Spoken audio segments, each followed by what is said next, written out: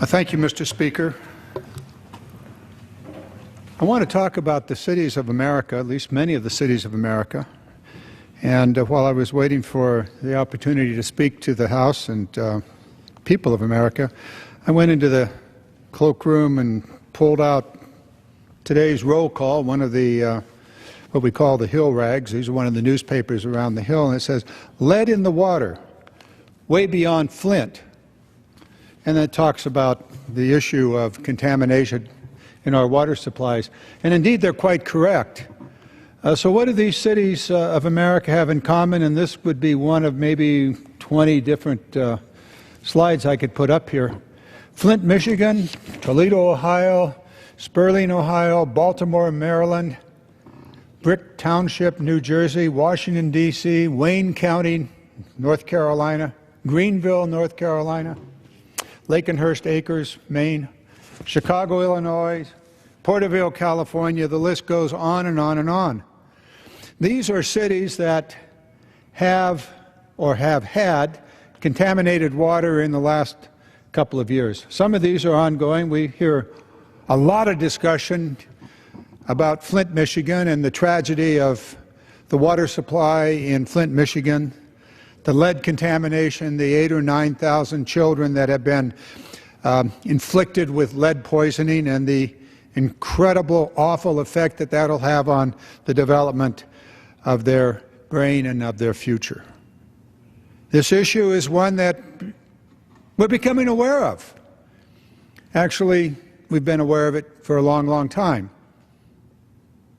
The problem is we haven't done anything about it, or we've done very, very little about it. So tonight we're going to talk about contaminated water in America. America's cities and towns that are providing water that is not fit to drink. So what to do? Well, we're going to have to deal with the realities of 8,000, 9,000 children, their development, the potential problems that they face in their life out ahead. That'll be basically dealing with the fact that we had contaminated water in Flint, Michigan, and in a host of other cities. We can't live without water. Human body requires it, and if you don't get it, you're going to die very, very quickly. The fact of the matter is, not at all sure you can live with contaminated water. That's the actual water that was available to residents of Flint, Michigan. Yucky, yellow, contaminated, polluted water. Not just lead, but yuck. Why would you want to drink that? Well, it's all you have. So you don't want to, but you really don't have any choice. Contaminated water. What to do? Well, tonight we're going to discuss this issue. I guess one thing you can do is what California did in Porterville, California, when the wells went dry. They brought a cattle water trough, similar to what I have in my ranch, to provide water for my cattle. This water trough provided water for the children of Porterville, California. Now there's a solution to the water crisis in California. Porterville isn't the only city and town in the San Joaquin Valley. In fact, there are dozens of towns in the San Joaquin Valley of California, the largest state, the richest state. We like to think of California, my home state, of being ahead of everything, and I guess we're ahead in providing water troughs, cattle water troughs, to provide water for children in California. We ought to be ashamed. So what are we going to do about it? There's 535 people here in the House of Representatives, and I guess there's another 100 senators across the way, and a president and all the administration. So what are we going to do about it? Well, I guess we can look at our report card. This is from the Civil Engineers of America, their association. Let's see, the 2013 report card for America's infrastructure: aviation D, bridges C+, dams D, down here, schools, D, roads, railroads, C's, water. Oh, here we are, water, a D. We asked them about this. I said, why a D? And they said, well, we give them an F, but it's too much trouble to try to figure out how to do an F, so we just go to the lowest, which is D. You don't get any lower than a D from the American Society of Civil Engineers. That's our report card in America, folks. It's not just water, it's the entire infrastructure system. And you're wondering why? Why that happens? Take a look at this little chart. A sharp drop in government infrastructure spending. Let's see, that's 2002. 2002, $330 billion spent on all infrastructure. Roads, bridges, airports, water systems, sanitation systems. $325 billion in 2002, and, in real dollars, 2014 dollars. Non-defense spending on infrastructure. Here we are in 2012-13. We're down to about $200 billion. About $125 billion less spent on infrastructure of all kinds. Oh, back to water. What about water? Where did we go with water? Spending on clean water and drinking water infrastructure in 2014 dollars, deflated dollars. Go back to 1973. 1973. Vietnam War was still going on. Let's see, that would be somewhere around $10 billion in 2014 dollars in 1973. 2016, we're down to $2 billion. So don't be surprised when you see a list, such as I put up a moment ago, of cities in the United States who have water problems, aging infrastructure, lead pipes. Oh, here's a picture of a lead pipe. You know, corroded. You wonder why kids get lead poisoning. You don't spend money on infrastructure, you're going to wind up with sick kids. You're going to wind up with bridges that collapse. You're going to wind up with a second-rate economy in a third-world water situation. Oh, by the way, that's the bridge on Interstate 5, the road from Canada to Mexico, down the Pacific coast. Bridge collapsed. So what happens when you don't spend money on infrastructure? Your economy fails, your kids get sick, and they're forced to drink water out of a water trough. This is not the America we want to live in. This is not the America the public sent us here to provide for them. We like to think of ourselves as the strongest, biggest, best country in the world, and we are in many respects. But when it comes to providing for the fundamentals of life, water, we get a D rating. We get kids getting their water supply out of a water trough. We get kids in Flint, Michigan, that are poisoned with lead. And that's not the only city. Across the United States, city after city. Central Valley of California, it's arsenic. It's lead. It's other contaminants. We got work to do here in the House of Representatives. It's our responsibility.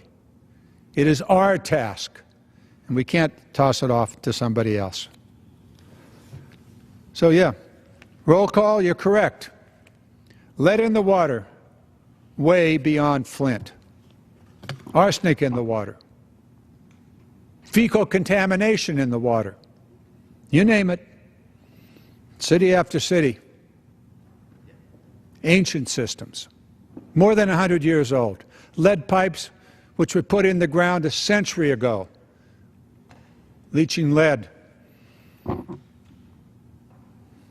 into the food supply. That's America. What would it cost? About $348 billion just for the water systems. How can we pay for it? Well, there's a way. Oh, America. Are you aware that we're into a new nuclear arms race? We are. In the next 25 years, $1 trillion of your tax money is going to be spent on a total rearmament of our nuclear weapon systems. Intercontinental ballistic missiles, cruise missiles, submarines, stealth aircraft, $1 trillion. And city after city in America limps along, poisoning its children with 100-year-old water systems. We got some choices to make here. What are we going to spend your tax money on? New nuclear bombs or a new water pipe? Choices. Joining me tonight to discuss these sets of issues are some of my dear friends. Paul Tonko and I have been working on this infrastructure issue for 5 years now, what we call the East Coast, West Coast. I'm going to ask Paul if he'd wait just a few moments. Sheila Jackson-Lee, you were in Flint, Michigan last week, I guess yesterday actually, for a discussion in Flint, Michigan. Share with us briefly, if you would, your reflections on what you saw there. Let me thank you very much and thank the gentleman from New York for his kindness in my brief support of all of you on the floor. Let me first of all acknowledge, as I indicated, your potent and powerful question to America of $348 billion to solve our problem. Are our children that valuable? Are our children worth it? My answer is yes. Let me add my appreciation, though I know that he would not want to be in this predicament, Congressman Kildee and the entire Michigan delegation that was there on Saturday, and they stood arm in arm, listening to Flint residents, and just to say how painful it is to hear a mother talk about a child with spots all over his body, and to say, have her say, point to other children and saying, they're getting sick and I've lost my hair. Or a teacher saying, I have children coming to school with pus sores. So let me say these few points. I sit on the Judiciary Committee and had the privilege of being on the Oversight Committee as a guest. And I just want to say these things. We need to hold someone accountable, which then generates into what the solution is. And as I want to reflect, the decision to change the water of Flint was, am I yielding? Yeah, if I might interrupt you, I see the esteemed member, or the esteemed chairman of our Rules Committee that wants to report the most recent action of the Rules Committee. So if you'll withhold for a few moments, I'll yield to the chairman of the Rules Committee. I thank the gentleman from California, my dear friend, Mr. Garamendi, a fellow Eagle Scout with me. Mr. Garamendi, thank you very much. I thank the gentlewoman from Houston, Texas. Mr. Speaker, I send to the desk a privileged report from the Committee on Rules for filing under the rule. And I would offer my thanks to the gentleman for the time he yielded me. I yield back to the gentleman. The clerk will report the title. Report to accompany House Resolution 609, resolution providing for consideration of the bill H.R. 3442 to provide further means of accountability of the United States debt and promote fiscal responsibility, and providing for consideration of the bill H.R. 3293 to provide for greater accountability and federal funding for scientific research to promote the progress of science in the United States that serves the national interest. Referred to the House calendar and ordered printed. The gentleman from California is recognized. Thank you, Mr. Speaker. I will finish very quickly, my good Please. friend. Let me just make these points.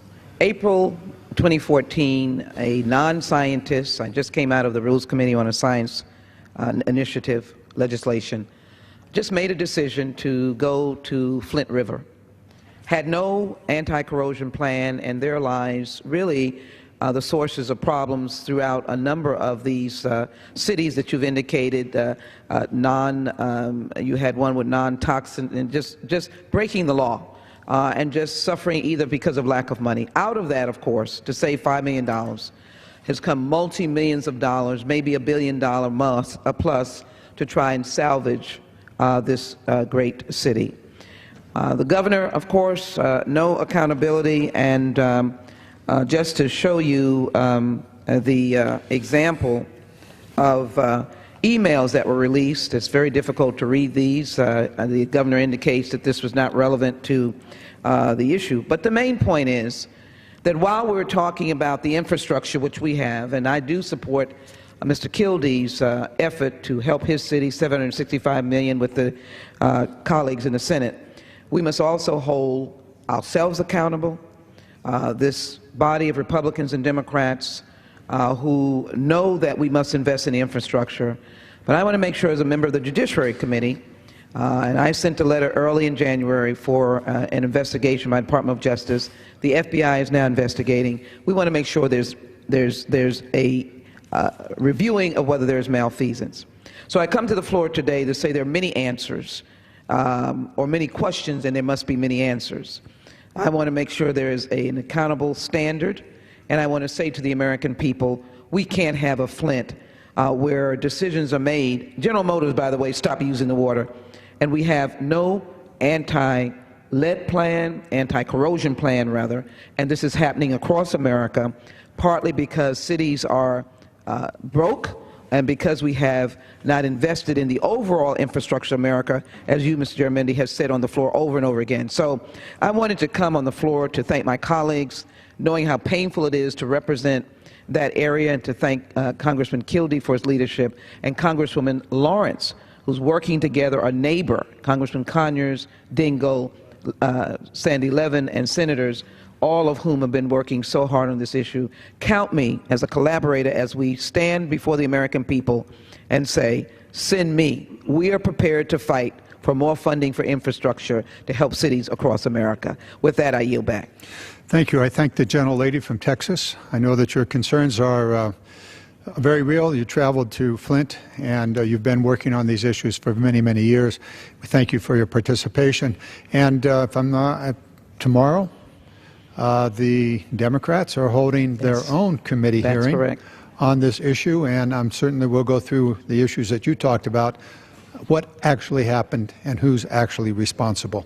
So that'll be a discussion for tomorrow, and perhaps we'll cover it on the floor tonight. Thank you so very much for joining us. Let me now turn to my colleague from New York, Mr. Paul Tonko, with the continuation of the East-West show. Mr. Tonko. Thank you, Representative Garamendi, for leading us in what is a very important bit of discussion. And, infrastructure in a broad term is something that needs our immediate attention because of years of neglect. But it comes to that water infrastructure that has been highlighted of late. I like to call it the hidden infrastructure. And it can't be out of sight, out of mind. That would be a very painful outcome if that's the approach that's taken by certainly us as legislators or by society at large. For a number of years, you're right, we have been discussing infrastructure. I have made it my goal to invest in water infrastructure for a number of reasons, but also because my assignment on the Energy and Commerce Committee as ranker, the lead Democrat on the Subcommittee of Environment and the Economy, which reports to Energy and Commerce. And it is through that subcommittee that the assignment of the Drinking Water Act is housed. And so it's important for us to maintain a vigilance, if you will, for the outcomes that are deemed acceptable, and that is that we do not receive a D on our report card for water infrastructure. When you shared that information, Representative Garamendi, I thought to myself, if any of us brought home a D on a report card, there would be a little bit of challenge offered our way to improve that report card with the next semester. And so I believe that we have failed in this effort to maintain a strong federal partnership. There's been a lot of finger-pointing going on since the Flint, Michigan issue rose in the public's awareness as a national issue. And that finger pointing won't solve anything, but if we're going to finger point, we need to also internalize that. We need to look at Congress and what it's done. When you talked about the levels of funding in the early 70s, I came onto my county board in 1976 in Montgomery County in upstate New York. And I can vividly recall that we had a very lucrative revenue flow from the federal government for our water systems. Today, what we look at is like a 4% investment on the total bill coming from the federal government. That is inadequate, grossly inadequate. And the fact that we can turn our backs on this infrastructure and allow situations like Flint, Michigan, or Sebring, Ohio, or Troy, New York, or Los Angeles, California, to grip us, to shock our senses, and not respond, leaves us in a very pitiful state, I believe. We need to do better than that. We need to form a plan of action. And that plan of action must include a stronger investment in the infrastructure, the water infrastructure of this country. Now, some of that requires also, I think, an enhancement of the investment made in the drinking water SRF, the State Revolving Fund. That fund has not been reauthorized since 2003. And so we need to go forward and reauthorize and enhance the SRF so that our states, as partners with the federal government, can then go forward and have some relief in responding to the strapped cities that are really impacted by declining tax base in many cases, a very small bit of population in some of our rural communities that are trying to maintain systems that want to speak to public health and public safety and to offer a commodity that is not only important but essential. It's essential for quality of life in our homes. It's essential for small business. It's essential for our manufacturing base. It's essential for our farming community. All of this requires water. And many suggest that we're transitioning from an oil-based economy to a water-based economy. So if we're anticipating greater use and greater reliance on water as a commodity, let's put our act into working order. That means that you invest, not like we did last year, where the outcome was at some $843 million, that was some $43 million worth of a cut. That's completely going in the wrong direction. That is not listening to the needs of local government or to the basic core essential need of water, sound drinking water, clean drinking water. It's blue infrastructure. That's what we need to invest in, making certain that we have an abundance and an essential supply of clean drinking water. It's absolutely mandatory in a modern economy. If we're going to compete effectively in an innovation economy, we need to provide the essentials, including water to the business and residential community, to the ag community.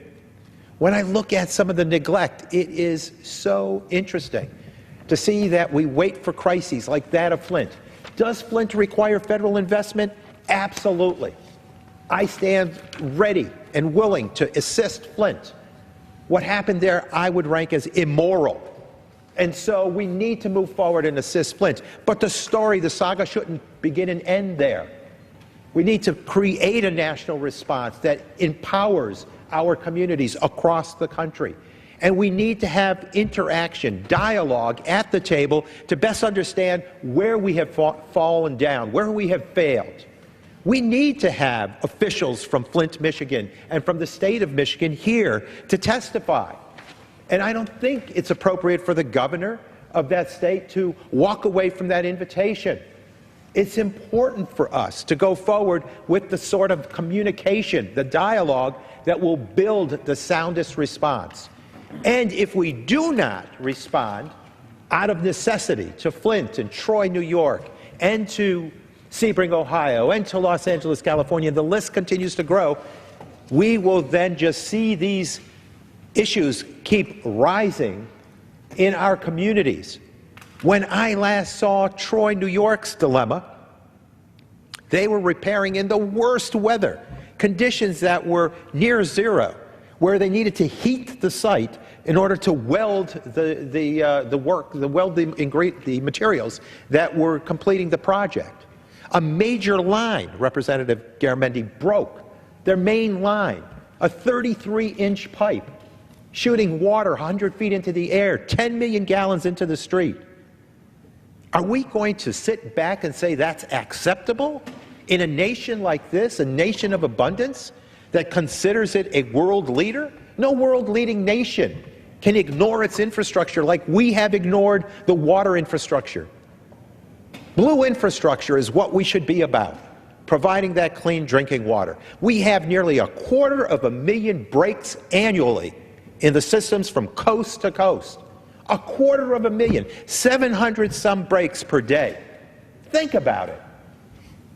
That wouldn't be acceptable to an ordinary business plan of any type.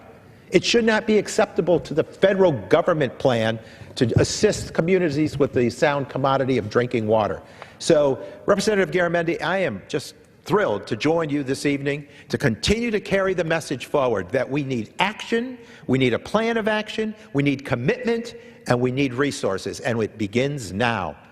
Every missed opportunity here will perhaps cause the opportunity for yet another tragedy in a community that just should not happen. So again, it's about investing soundly, effectively, appropriately in what is an essential commodity, that being water for our communities.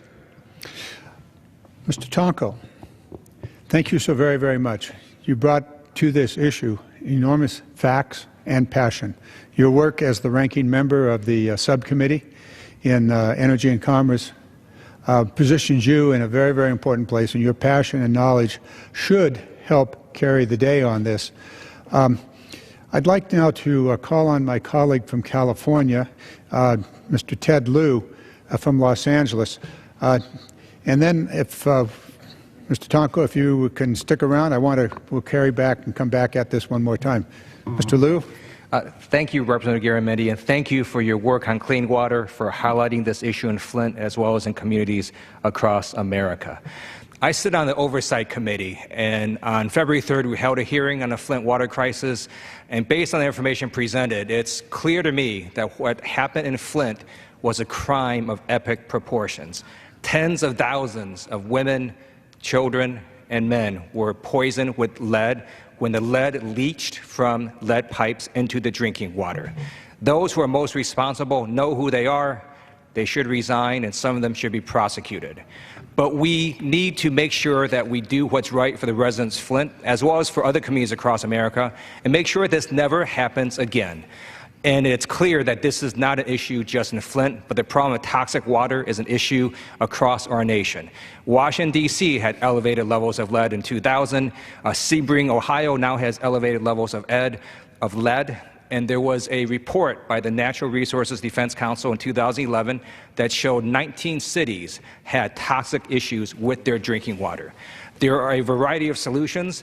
First of all, we need to fund the CDC lead abatement program that had been cut by the Republican legislature in 2002. We need to restore funding and fully fund that program. We need to also make a strong investment in improving our water infrastructure. I sit on the Budget Committee. I'll be putting in amendments to make sure that we increase funding to water infrastructure across America. And we need to look at alternatives to lead pipes. An article in Salon noted that we have many cities across America now using PVC pipes, also known as plastic pipes, as an eco-friendly alternative. Canada and American cities have had success with these pipes. They last longer than metal pipes, over 100 years. They do not corrode, they do not leach, and they do not contain lead. And what's happening in Flint, they're looking at a short-term solution, which is to recoat their lead pipes. I believe that's not acceptable. I believe the governor needs to come in and replace all the lead pipes with a non-lead alternative. The mayor of Flint has called for full replacement. I support that. I know Representative Garamendi and others support that, and also want to give great credit to the great work by Representative Kildee for his constituents in Flint. I also want to note that if we don't do something now, who knows whether your children or your grandchildren will be poisoned by lead in your drinking water. It's very important that we make enormous infrastructure investments and the time to do that is now. And thank you again, Representative Garamendi, for highlighting this issue. Mr. Lieu, if you will, you said you are on the Oversight Committee. You had the hearing last week and began the process of developing an understanding of what happened and who was responsible, or those people that were responsible, critically important. You also said you're on the Budget Committee. So if I might just lobby you for a moment. Absolutely. Let me just lobby you. You're going to be taking up the budget, I think, tomorrow, actually. We have various markups coming up. That's okay, correct. so the budget's going to be coming up, and that's the allocation of the $4 trillion that the federal government will spend. We'll be spending it on education, we'll be spending it on roads, on the military, and the like. Let me just toss you some numbers and for your consideration. Now, these are adjusted 2015 dollars, so we're keeping equal value dollars. In 2007, the Safe Drinking Water, or the State Revolving Fund for Drinking Water, which Mr. Tonko talked to, had $957 million for that program. That goes to the states to repair their water systems. And it stayed around $900 million the next year. And then we had the stimulus bill in 2009, and we spent $3 billion. And then we went back down $1.5 billion, $1 billion, 947, and we stayed somewhere in the range of 900 through 2016. So that's the current year, and that's $863 million that we're spending this year on the state revolving. And keep in mind that it's estimated that we need $328 billion to repair all the pipes. Now, the President's budget has $1.2 billion for the coming year, and he just introduced that today. Right. Okay. Also, in the President's budget, he has $1.36 billion for the new long-range strike bomber, $113 million for ground-based strategic deterrence, $1.4 billion for the Ohio-class submarine. These are nuclear submarines. The new long-range cruise missile, $995 million. To rebuild the B-61 bomb, $137 million. And the total amount that the National Nuclear Security Agency is spending this new year, 2017, $9,240 million. Now, it would seem to me that this is just in the nuclear enterprise. These are our nuclear weapons. So my lobbying is this.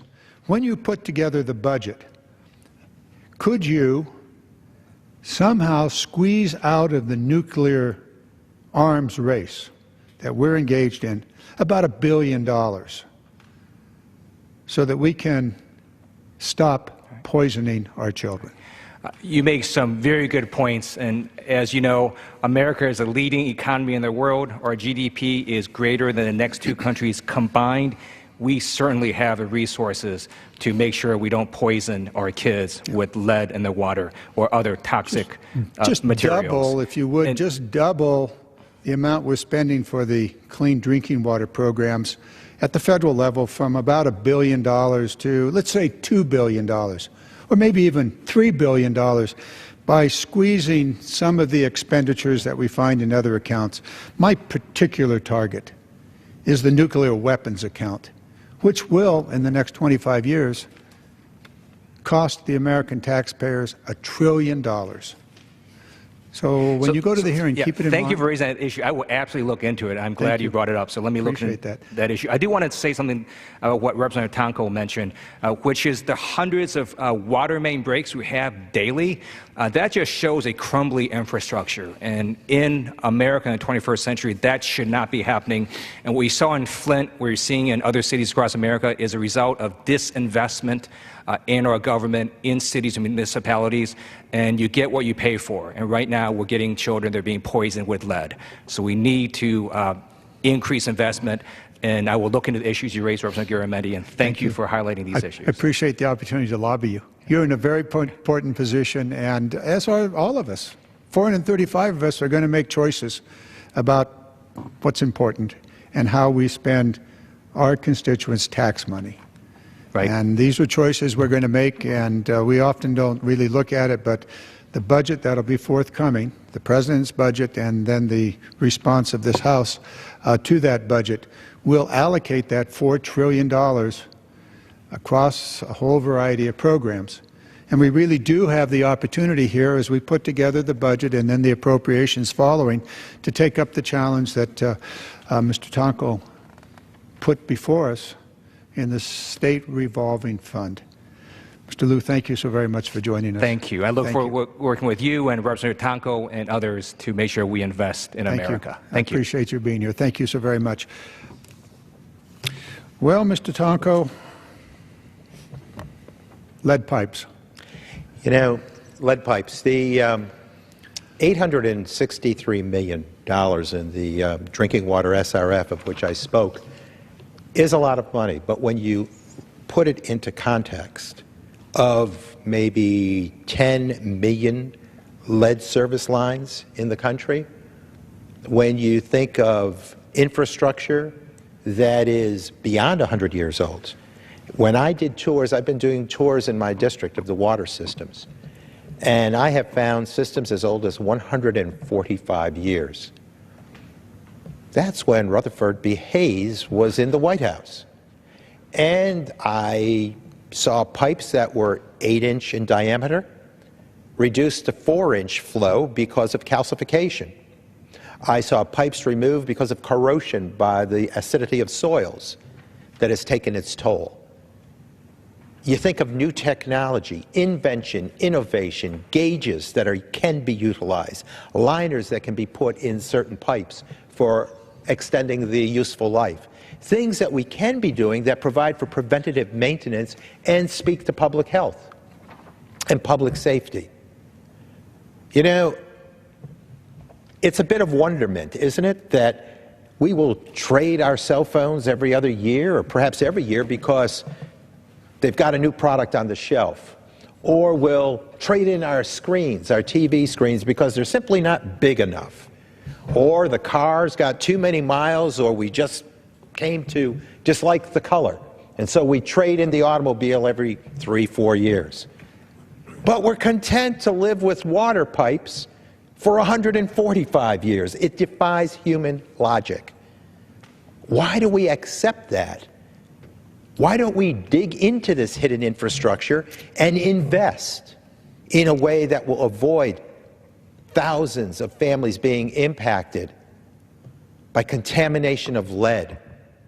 Children, innocent children, impacted by societal neglect. Investment that ought to be highest priority, not put onto a back burner. Well, the response, as we know, is, how are you going to pay for it? What's the cost? What's the cost of doing something? Let's contrast that with the cost of not doing something. What are the bills going to be? For Flint, Michigan alone, we don't think people are going to stay silent with this tragedy in their lives.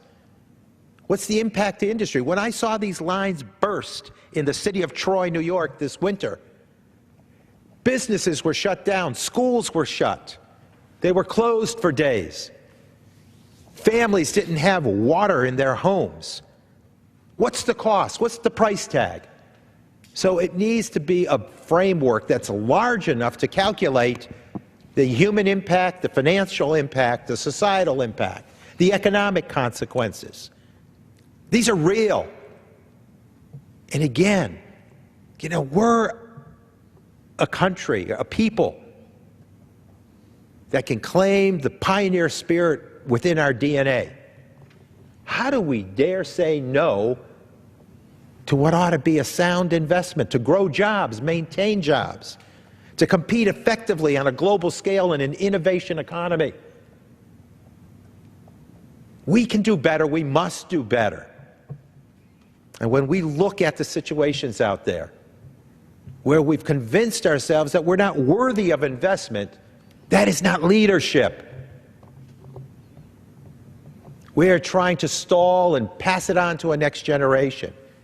Well, this generation that will be that next generation of leaders is being impacted health-wise as we speak.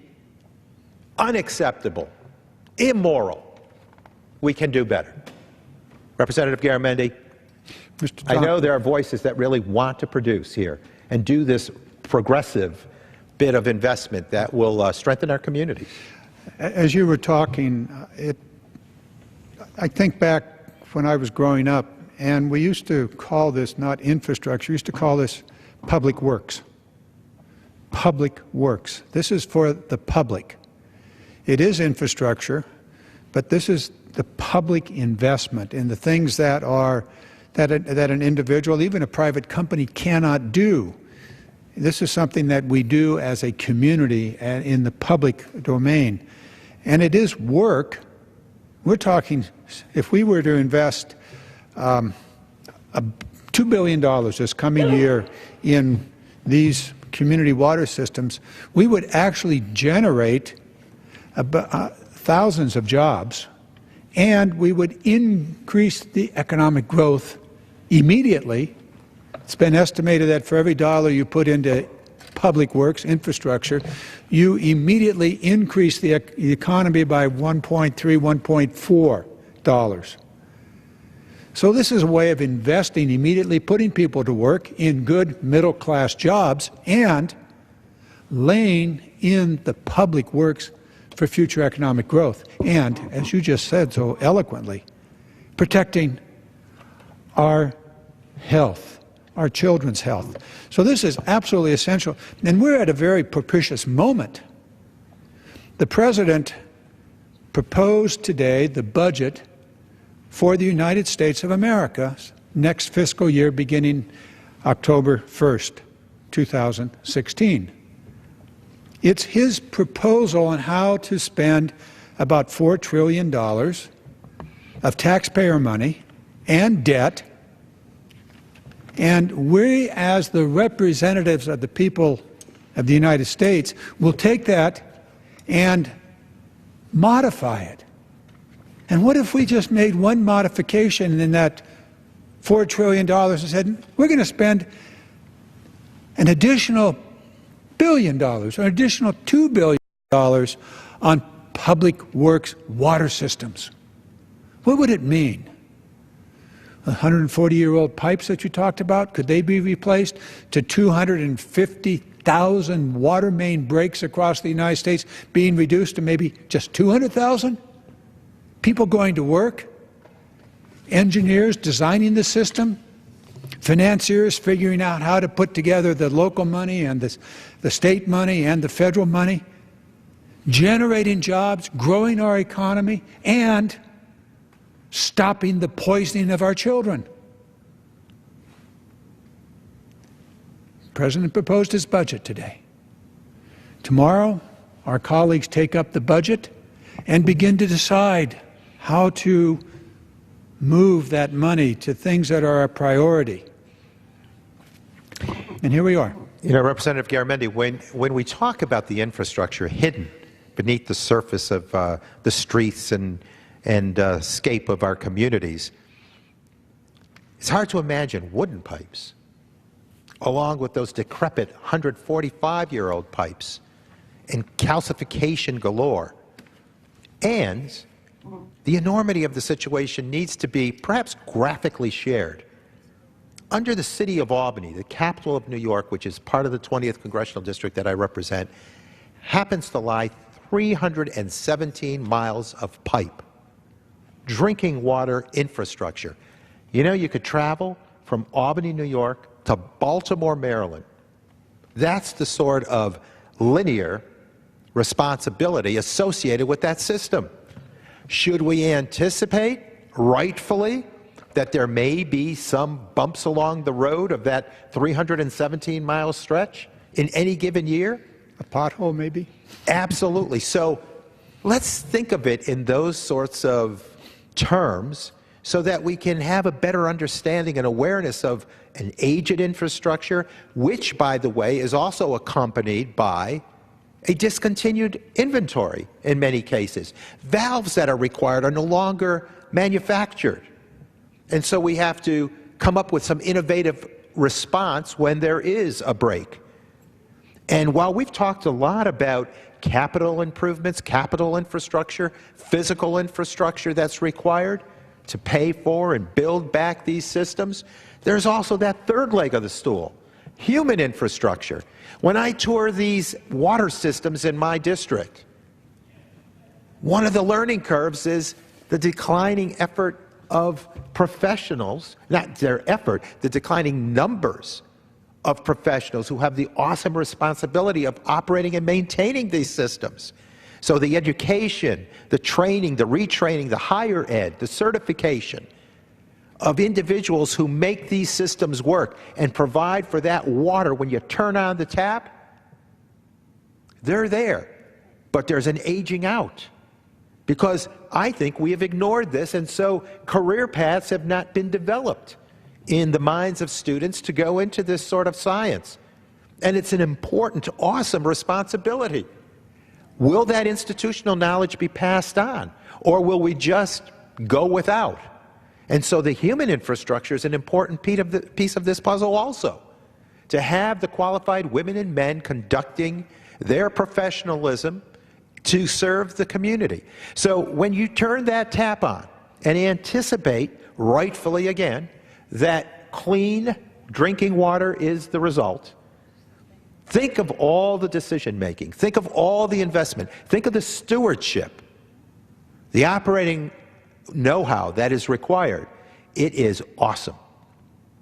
And it's also a system, as we have been shown, that when there is failure, you can have a large number of people impacted and in severe measure. So I believe that this nation cares about its drinking water capacity and state of purity and sound condition. They want that abundant supply of clean water, and we need stronger partnership. From the federal level being more committed, more lucrative funding streams to the states, and then the states incorporating with their local communities to come up with innovative concepts. My gosh, we're producing new materials that perhaps won't corrode as easily, or that can retrofit the given systems. We have gauges that can tell us where the next break may come. And so you're dealing with the know-how that provides for the most effective and efficient outcome from a taxpayer perspective. All of this technology with software to accompany it is available.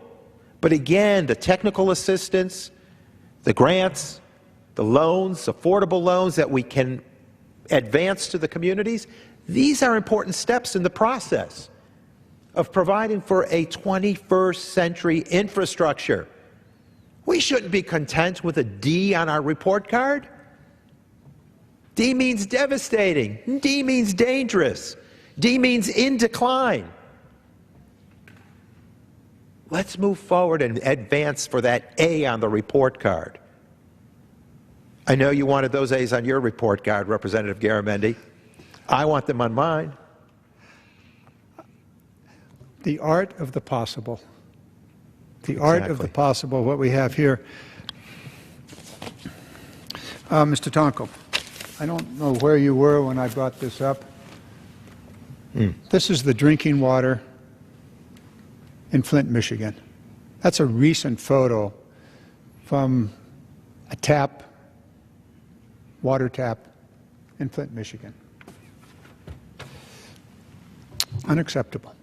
Bottom line, it is unacceptable. And not frightening. only is it dirty, and it's frightening. Poisonous. It's poisonous. So we're going to make some choices.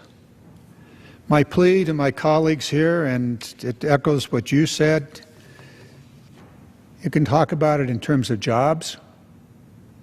Thousands and thousands of jobs would be created if we invested in our infrastructure, our public works, and the water systems. Is the money available to do it? Well, if we make the right choice, it is. If we make the right choice to invest in ending the poisoning of our children, it's there. We can move $4 trillion around in one way or another and build modern infrastructure. We could do that. And we're going to do it now. We're going to do it now. The issue of the budget begins today. In the United States Congress, 535 American citizens are brought to this Capitol to make decisions about the health and the safety of their children. We've been given that responsibility. And God knows there's enough money, around $4 trillion, to find a way to spend the money to build the water systems to stop the poisoning of our children. It's just a matter of choices. What do we choose to do? Refurbish a nuclear bomb that, God willing, we'd never, ever even think about using? That's our choice. That's our choice. As your representatives, we can move money into providing the public works to meet the fundamental human need, in this case, water. Drinkable, potable, safe water. Fundamental. You cannot live but 3 days without water. And the last 2 days aren't worth living anyway because you are comatose. Water. Choices. Public works. Investment in the future. Jobs today. Engineers, as you talked about. Financial. All of that. It's disheartening when I hear my colleagues like Sheila Jackson0Lee come in and talk about going to Flint, Michigan. I'll never forget Mr. Kildee on the floor last Thursday. And I asked him, talk to me about that young child that you saw in your community that you represent. He said the kid turned to him and said, I'm not going to be smart enough.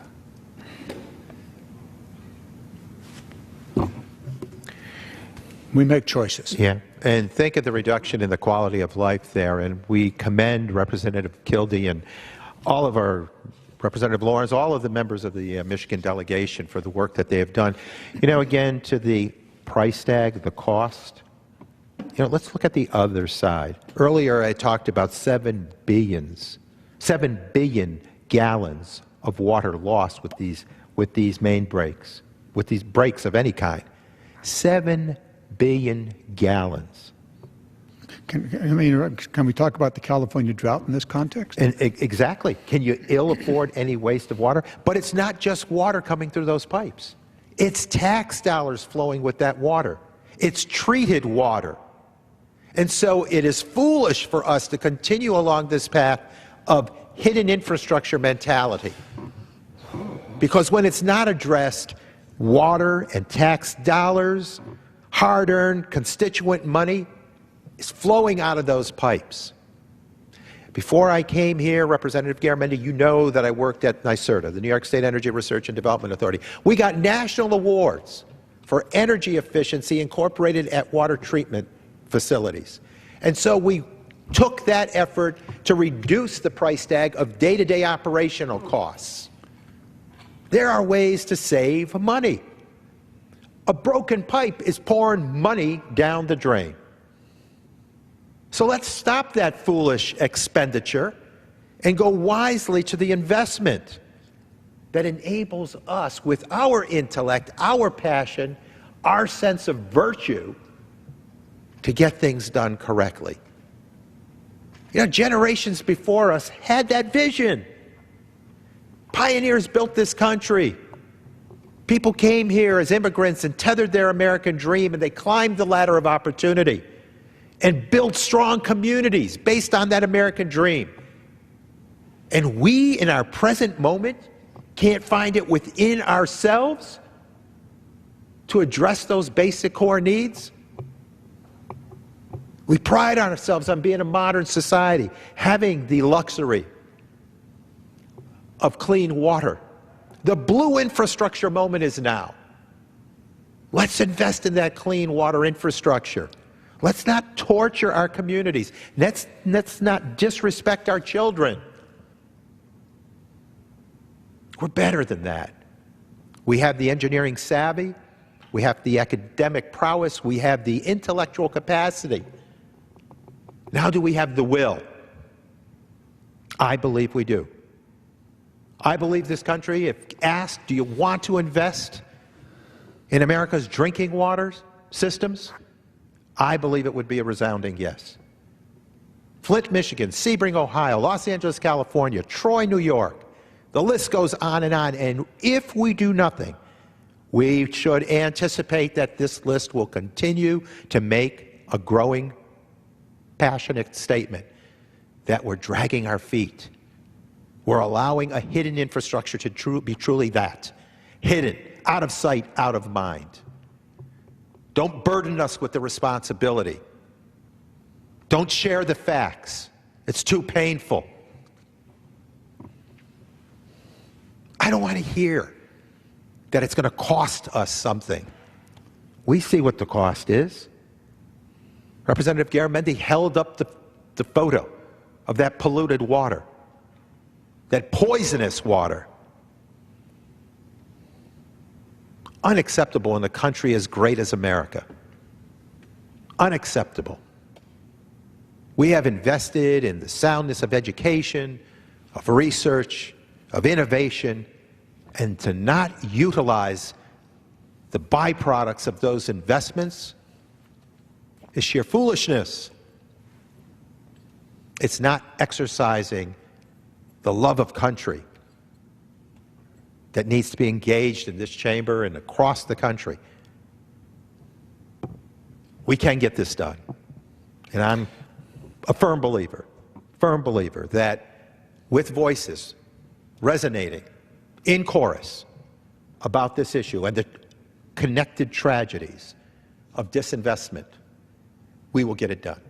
We will get it done. Representative Garamendi, I appreciate the efforts you make to bring these issues to the attention of the American public. For those who listen at home, watch at home, encourage your representatives to get on board with the investment in our clean drinking water infrastructure. It is so critical. This moment can bring us together. This isn't about a partisan issue. We didn't ask those children what party their families may be assigned to, have chosen. This serves us all. Now let's go forward, united in the voice and the passion to get it done, the determination, the integrity to say that we had a challenge, and in the old American way, we responded to it, and we succeeded. Again, thank you for bringing us together. Mr. Tonko, thank you. I think we're going to wrap here, but I wasn't in Flint, Michigan, when Representative 0Lee spoke to that young child, I think he was probably 4 or 5, who had been drinking this lead-contaminated water and was aware that he had been drinking the water. And when that young kid turned to Mr. 0Lee and said, "I'm afraid I won't be smart enough," you know, I visualize it.